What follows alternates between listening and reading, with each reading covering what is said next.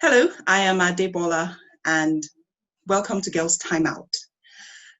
Life does not always go to plan, and unfortunately, that is the reality for many women.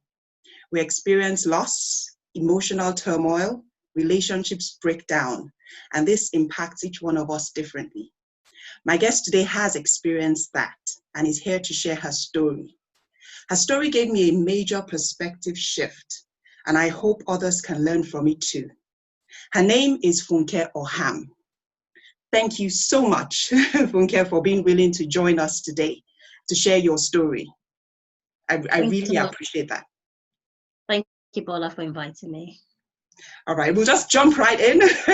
And yeah, can you please share your experience with Okay, us? sure.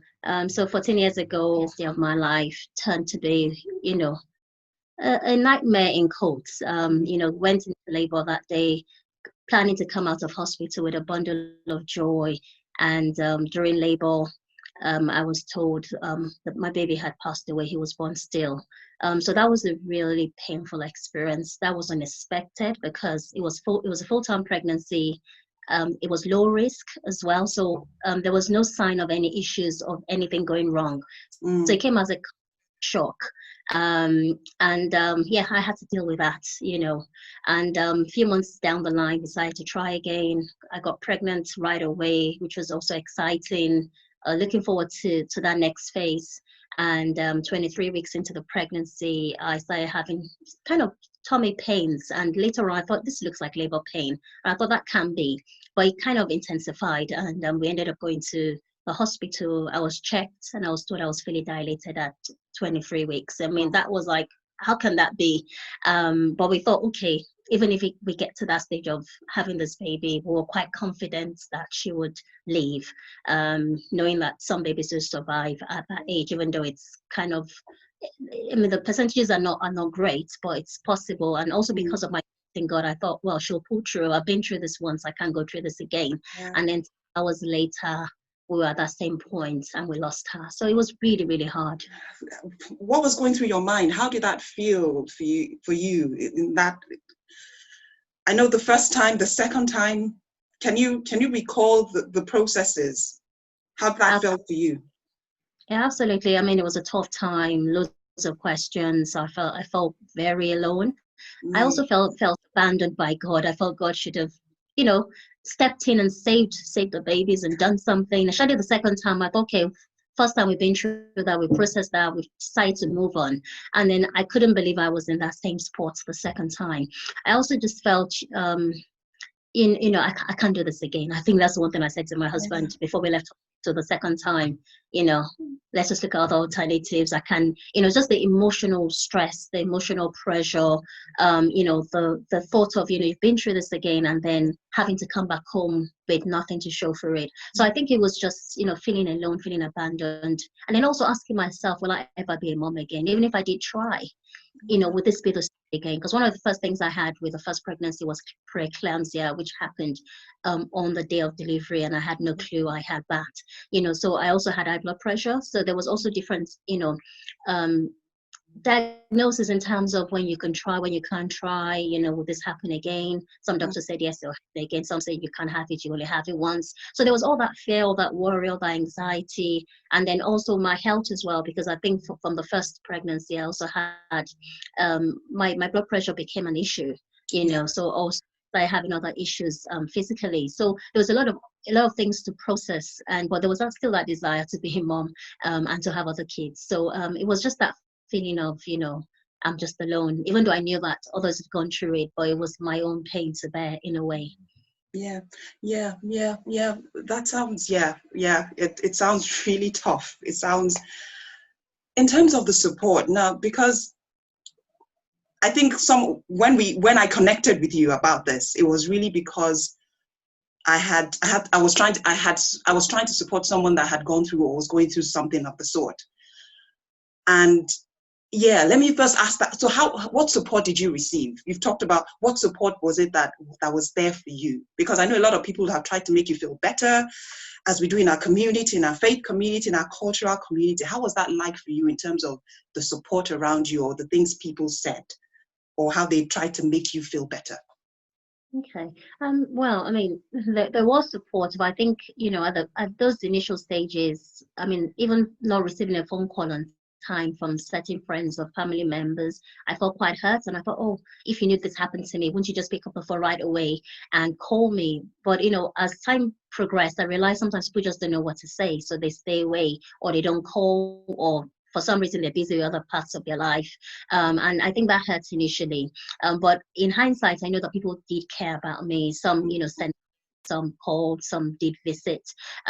Also, a lot of family members prayed for me. I know they were there for me, even though they couldn't support me or help, but they were praying for me, and I know they cared for me. Also, in terms of one of our mentors, my husband's mentor, one of the things he said to us, don't sit at the junction of questions. And what he meant that was, there are loads of things that will go through your mind, loads of questions you will have, but process them, but don't dwell there, because it will also have an impact on your mental health. It will depress you, or cause you to be anxious or worried. So I did have loads of questions, and I sat down, because of my Christian faith, and I had loads of conversations with God.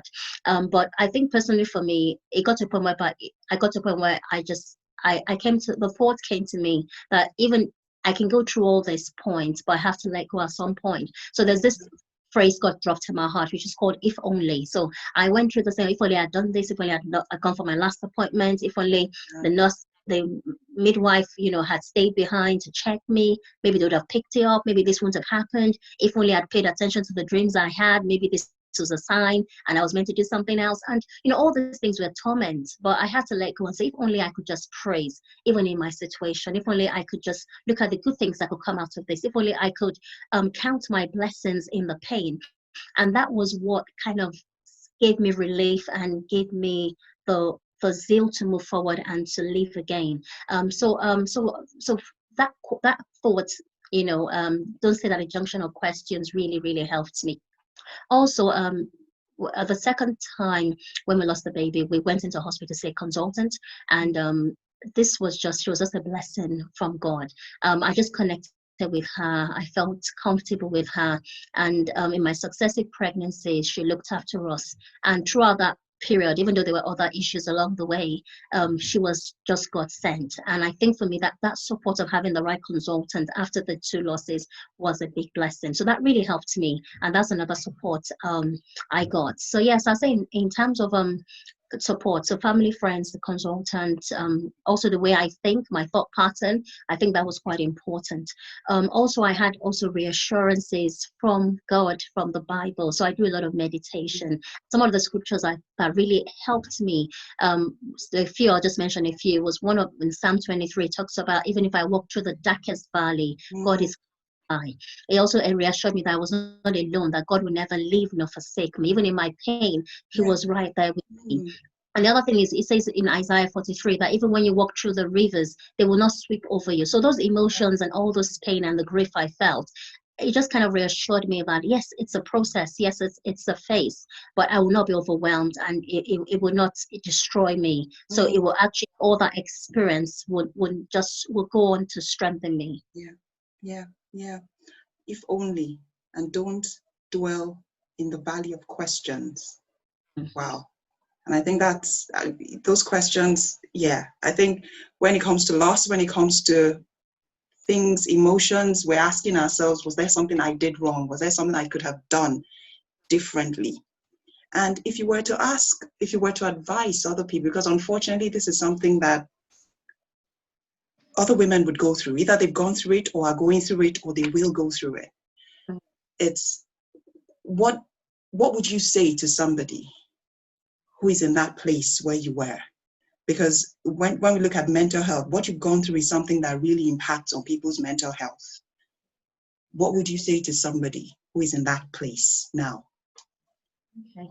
First thing I'll say to you is you're not alone. I think that's one thing we have to remember, and consciously remember, because sometimes it's hard and you just kind of think it's just me. I'm the only one going through this. No one has ever been through this. No one understands what I'm going through. One of the things that was shocking that I discovered was that at that time, 17 babies die every day, every single day. I just couldn't comprehend that from stillbirth, that's only stillbirth. So there's also premature birth. There are also babies that die 24 hours within birth. There are also babies that die 28 days after birth.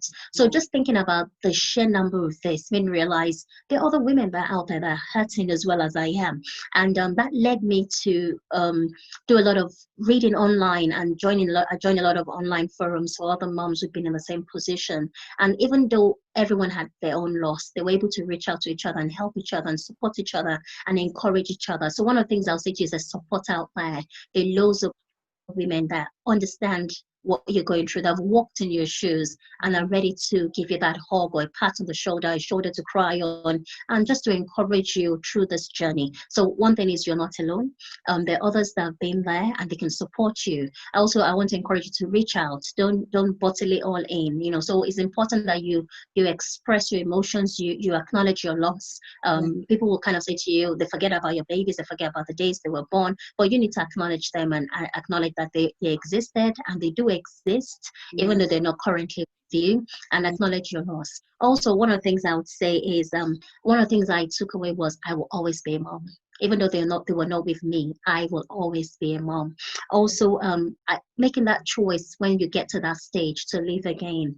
So yes, I can't bring my children back, but I made the choice that I wanted to live again because something beautiful will come out of my so-called bad experience. So it's making a choice that there's something else. There's a bigger part of my life I'm yet to discover, I'm yet to live. And also me stepping out and living again will also encourage other women, and I can support other women through this journey. So that's some of the things. Also, one of the things, I think I read a quote then that says that if life gives you 100 reasons to cry, show life you have 1,000 reasons to smile. So that kind of showed me to count my blessings even in my pain and looking at the other good things that are going on in my life. So yes, this is painful, this is unexpected, it's a tragedy, but other good things can come out of it. Someone once said that when the caterpillar thought the world was over, it became a butterfly. So I've always loved butterfly. Signifies new life, signifies something beautiful, it signifies going through adversity and coming out on the other side. So I want to encourage you that beautiful things can come out of that experience. Also, that you will smile again. That's something, it seemed really hard for months and years. I thought, will I ever smile again? Will I truly be genuinely happy and expect what life has to offer? And coming along that journey, I can say I have indeed smiled again with other women, even in my own life, and just, finding more about myself and discovering my purpose. So you will smile again. And along the way, people will say things to you, and sometimes they really hurt, especially people that are close to you, or even strangers that don't even know you, and they have comments and they have opinions. So one of the things I like to say is, forgive people, because forgiving others gives you peace of mind. And yes, it's painful, but at some point you will have to let go and forgive them. And lastly, I would like to say that don't lose hope, don't give up hope. Yeah. Oh, thank you. Wow. That is, yeah. Where are you now? Maybe that's because it sounds like you've been on a journey, and you've really moved from where you were then, which I can hear. I've not been through that, but I can hear how that must have hurt, to where you are now. Where are you now? How's that journey been, and where are you now? I like the fact that you stressed it's a journey, because people sometimes think it happens overnight. It doesn't. It is a journey, and everyone is at different stages in that journey. And some people move along on that journey at a faster pace than others. But everyone, one of the things I'll say is, whatever your pace is, don't rush it. Every person's journey and experience is unique to them. So you've got to let yourself go through that process, whatever that is. So in terms of where I am right now, so I didn't get here overnight. So it's been 14 years, that this happened, and a lot has happened in my life in that 14 years. So within the 14 years, I've been blessed with 2 boys. So I have 2 sons, and the first is 12 and the other is 9. So that's something I'm truly, truly grateful for, and it's something that words cannot express. It's a gift, a mother to 2 other children. So that's one aspect of my life. During that process, one of the things I started doing was writing a blog, alwaysamom.com. So I started writing about my my experiences, and also brought helped me to reflect, helped me to grieve, helped me to process all the things I've been through. So I found that really therapeutic and really helpful. You know, just writing my thoughts. And out of the blog came a book called Always a Mom. So I published a little book just to encourage other moms, share my story, encourage other moms through this journey and help them to live again after their loss. So that's another thing that has come out through that process. Along the way, I also put together because one of the things I got from hospital was a memory box, which was just a box to put memories of your child, you know, while you live in hospital. And I wanted something to encourage moms. So I came up with something called Always a Mom box. So it includes the book I published and a few other, you know, encouraging words. So it has a mirror, it has a bookmark with encouraging words.